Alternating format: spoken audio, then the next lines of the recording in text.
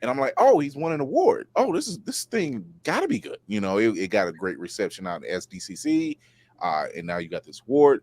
Let's talk about Splinter. Splinter it started as an idea for a Twilight Zone episode. It started as an idea. Kevin, as things happen to Kevin because things happen to Kevin in ways that they don't happen to other normal people. And so Kevin's like, hey, my agent got a call from Monkey Paw. They wanted to know if I wanted to write an episode of The Twilight Zone.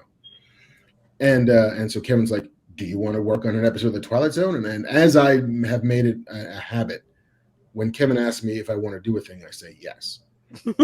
Because it has always worked out for me to say yes. There's no benefit to no. Our entire relationship is him being like, hey, do you want to do this? And I say yes. And suddenly there's a podcast. Suddenly we're doing it out of a bar. Suddenly we're doing like, hey, do you want to write an episode of Master Universe? Yeah, man, happy to. Hey, do you want to write this? Yeah, sure. This will be fun. So, hey, do you want to do a Twilight Zone episode? I said, fuck yeah, I want to do a Twilight Zone episode. I don't know what it is yet, but I'll do it.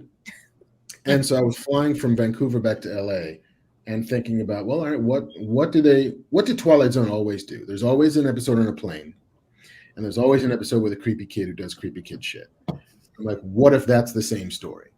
What if it's a story about a 10-year-old boy who is a prisoner on this plane? He's the only passenger. The rest of the crew exists to service his needs. Because if he lands on the ground, chaos ensues. He's a splinter in the world. And the minute his foot touches the earth, rage, violence, hatred, it's a zombie outbreak every time he lands, just by people wanting to kill each other. So he's always kept in this plane that never lands. And so the short is about the day shit goes wrong on this plane and is forced to land.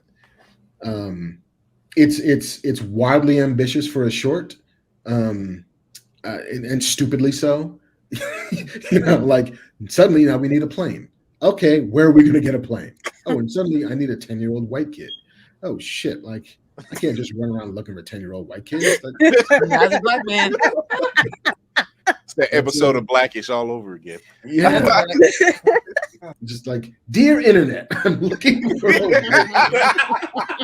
Please don't cancel me now. Yeah. Do not call Chris Black is Hansen. going to It was cops. like- In the internet for a little white boy is wild.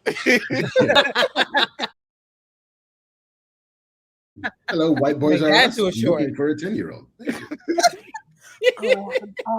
I'm And I should have done the thing that every other person I know who's made a short has done, which is like, it's two people in a hotel room. It's a little road trip between two people in in a convertible. What are they going to do? They're going to learn some stuff about each other. Great. I didn't do that.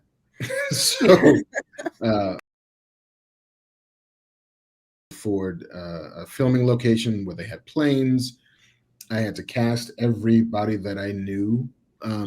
Thankfully, some of them were actors, but count on the kindness of strangers to direct me to white boys who might want to be in a short film. I'm so glad that ended up good for you. There's a dozen ways it could have ended up bad. That's a fact. Flying high, I emerge through the flames. Have no fear, I'm here, so stand back. Melanin activate, the name is super black.